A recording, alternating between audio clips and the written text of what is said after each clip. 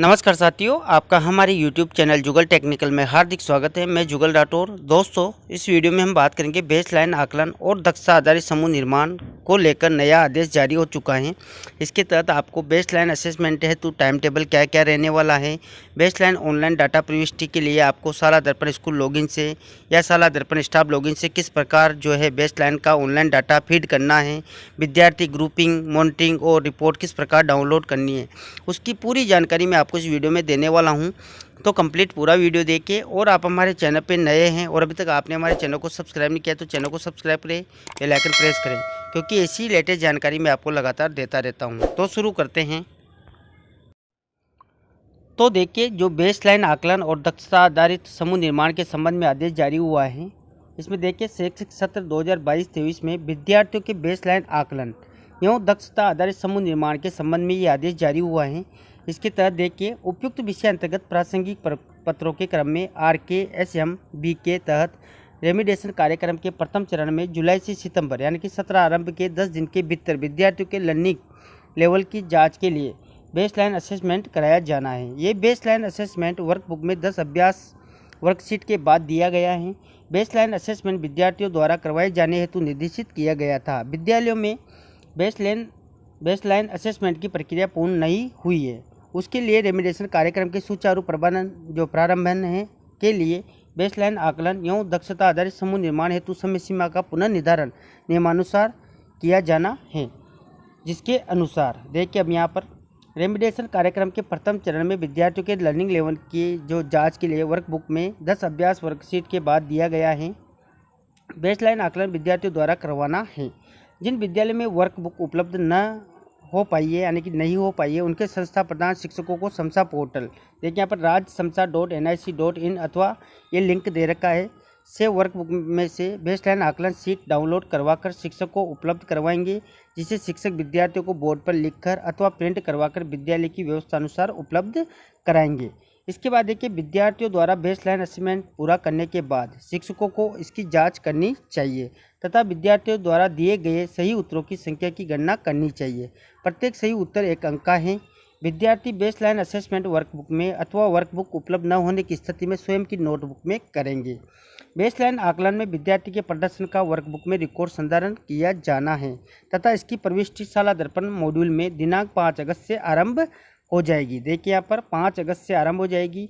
इसके आधार पर शिक्षकों द्वारा विद्यार्थी समूहीकरण कर विद्यार्थी के लर्निंग लेवल पर आधारित आवश्यक सहायता प्रदान की जानी है। अब यहाँ पर देखिए, जो बेसलाइन है तो बेसलाइन आकलन कक्षा 3 से 5 के लिए 5 अगस्त तक तथा 6 से 8 तक के लिए 9 अगस्त तक पूर्ण किया जाना है।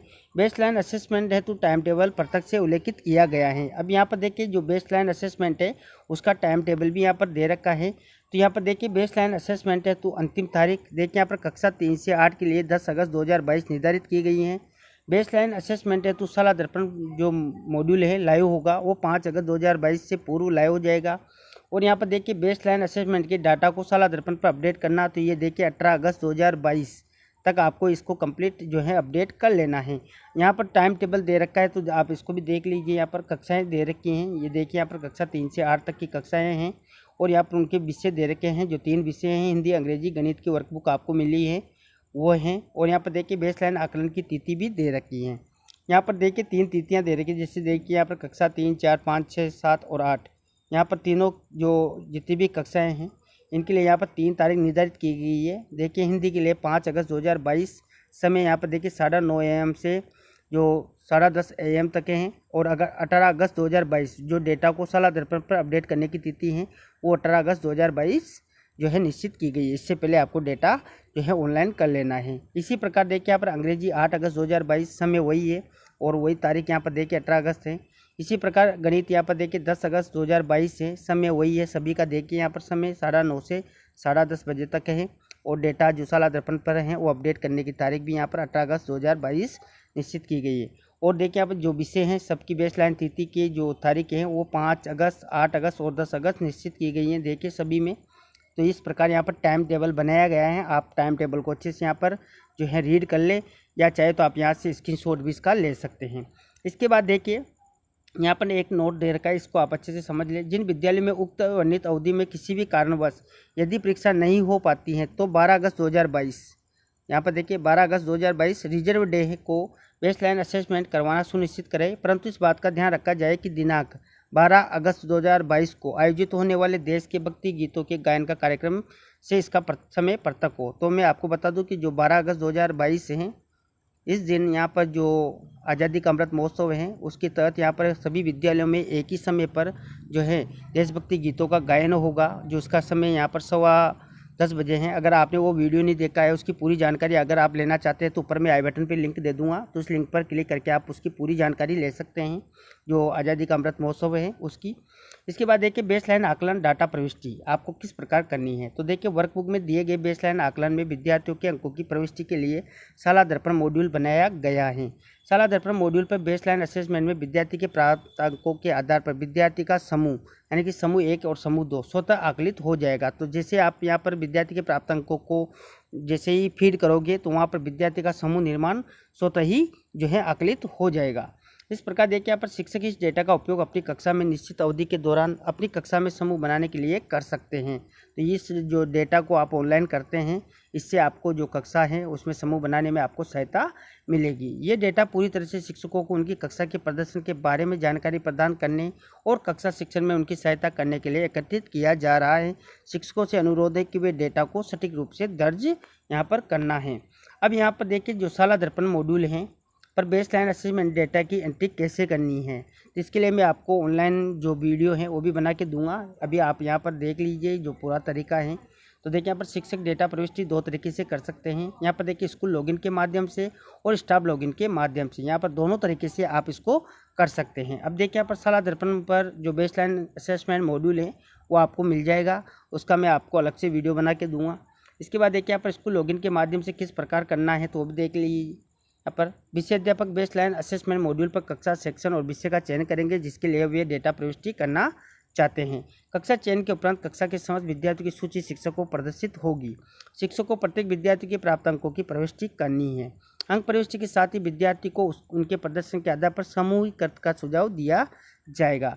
जिन विद्यार्थियों का बेसलाइन असेसमेंट पूर्ण नहीं हो सका है उनकी प्रविष्टि डेटा प्रविष्टि को खाली रखा जाना है।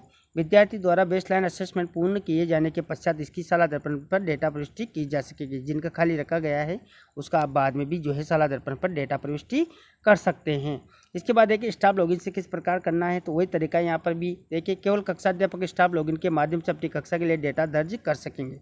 यहाँ पर बस इतना सा अंतर है कि यहाँ पर जो कक्षा अध्यापक है जिन कक्षाओं का उसने चयन कर रखा है वही कक्षाएँ यहाँ पर शो होगी और उन्हीं कक्षाओं का यहाँ पर डेटा दर्ज किया जा सकता है। स्कूल लॉगिन पर सभी कक्षाओं का किया जा सकता है। स्टाफ लॉगिन पर कक्षा अध्यापक की ही कक्षाओं का यहाँ पर डेटा दर्ज किया जाएगा। संस्था प्रधान ने सुनिश्चित करे कि बेसलाइन असेसमेंट की डेटा प्रविष्टि से पूर्व क्लास टीचर मैपिंग और सब्जेक्ट टीचर मैपिंग का कार्य पूर्ण कर लिया गया है। अगर आपने ये काम कंप्लीट नहीं किए हैं और क्लास टीचर मैपिंग आपको किस प्रकार करना है, सब्जेक्ट टीचर मैपिंग किस प्रकार करना है, इसकी अगर आपको जानकारी करनी है तो मैं डिस्क्रिप्शन बॉक्स में इनके लिंक दे दूँगा। आप उन लिंक पर जाकर जो पूरी जानकारी इसकी देख सकते हैं। इसके बाद देखिए पीओ, सीबीओ, सीडीओ, संभागीय संयुक्त निदेशक उक्त कार्य पूर्णता की सघन मॉनिटरिंग करेंगे। कक्षा अध्यापक बेसलाइन असेसमेंट मॉड्यूल पर कक्षा सेक्शन विषय का चयन करेंगे जिसके लिए वे डेटा प्रविष्टि करना चाहते हैं। शिक्षक को प्रत्येक विद्यार्थियों के प्राप्त अंकों की प्रविष्टि करनी है। अंक प्रविष्टि के साथ ही विद्यार्थियों को उनके प्रदर्शन के आधार पर समूहीकृत का सुझाव यहाँ पर दिया जाएगा। इसके बाद देखिए नंबर 7 पर जिन विद्यार्थियों का बेसलाइन असेसमेंट पूर्ण नहीं हो सका है उनकी डेटा प्रविष्टि को खाली रखा जाना है। विद्यार्थी द्वारा बेसलाइन असेसमेंट पूर्ण किए जाने के पश्चात इनकी शाला दर्पण पर डेटा प्रविष्टि की जा सकेगी। तो वही तरीका यहाँ पर है। शाला दर्पण पे जो बेसलाइन असेसमेंट की डेटा रिपोर्ट है वो किस प्रकार आप दर्ज कर सकते हैं, देख सकते हैं। तो देखिए यहाँ पर प्रविष्टि बेसलाइन असेसमेंट डेटा की रिपोर्ट स्कूल लॉगिन पर उपलब्ध होगी। अगर आपको यहाँ पर जो रिपोर्ट देखनी है वो स्कूल लॉगिन पर आपको उपलब्ध हो जाएगी। उसका भी मैं आपको अलग से एक वीडियो बना के दूंगा, आप वहाँ पर अच्छे से देख सकते हैं। अब देखिए यहाँ पर बेसलाइन असेसमेंट डेटा की रिपोर्ट सारांश में निम्नलिखित फील्ड प्रदर्शित होंगे। यहाँ पर देखिए आपको 3 तरीके मिल जाएंगे। देखिए विद्यार्थी का पूरा नाम मिलेगा। बेसलाइन असेसमेंट में विद्यार्थी के जो प्राप्तांक है वो दिखाई देंगे। प्राप्तांकों के आधार पर विद्यार्थी का स्वनिर्धारित समूह यानी कि समूह 1 और समूह 2 आपको नजर आएगा। इसमें देखिए शिक्षक रिपोर्ट को प्रिंट कर सकते हैं और उपचारात्मक अवधि में अपनी कक्षा और समूह के छात्रों के प्रदर्शन को समझने के लिए डेटा का उपयोग कर सकते हैं। तो जो आपको यहाँ पर जो असेसमेंट डाटा जो रिपोर्ट है उसमें आपको 3 चीज़ें मिलेगी। उसको आप अच्छा यहाँ से प्रिंट करके और अपने जो विद्यालय में उपचारात्मक अवधि हैं उसमें आप जो छात्रों का समूह बनाए उसमें आपका इसका उपयोग कर सकते हैं। यहाँ पर देखिए दर्ज किए हुए डेटा को देखने के लिए बोथ या फील्ड हुए फील्ड को चयन करें, तो वो भी मैं आपको बाद में बता दूंगा। इसके बाद देखिए यहाँ पर बेसलाइन असेसमेंट की मॉनिटरिंग किस प्रकार होगी। तो देखिए बेसलाइन असेसमेंट और उनकी सलाह दर्पण पर प्रविष्टि के लिए संस्था प्रधान के प्रबोधन में विषयाध्यापक द्वारा की जाएगी। संस्था प्रधान एवं संबंधित पीओ प्रत्येक विद्यालय में असेसमेंट की विजिट कर मॉनिटरिंग करेंगे।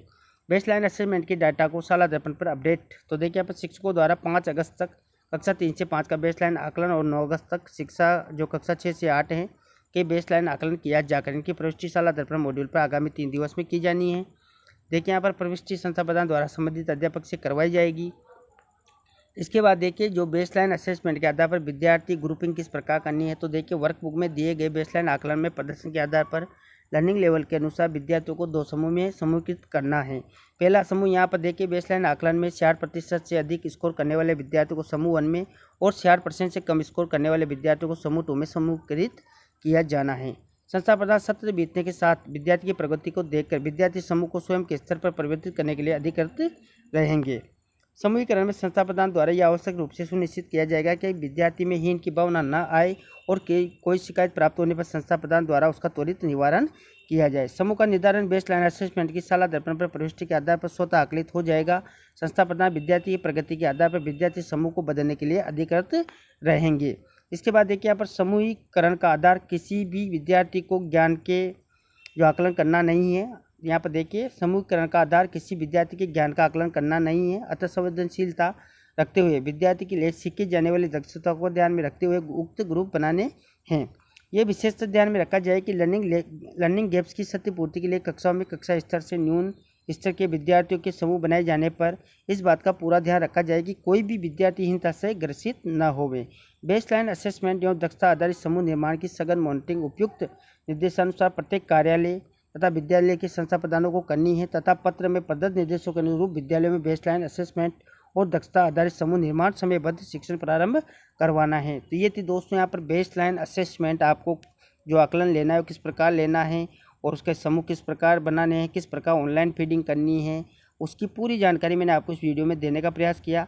आपको हमारी जानकारी कैसी लगी? जानकारी अच्छी लगी तो लाइक शेयर करें और अभी तक आपने हमारे चैनल को सब्सक्राइब नहीं किया तो चैनल को सब्सक्राइब करें, बेल आइकन प्रेस करें, क्योंकि ऐसी लेटेस्ट जानकारी मैं आपको लगातार देता रहता हूं। धन्यवाद दोस्तों, फिर मिलते हैं नए वीडियो में नई जानकारी के साथ। तब तक के लिए जय हिंद।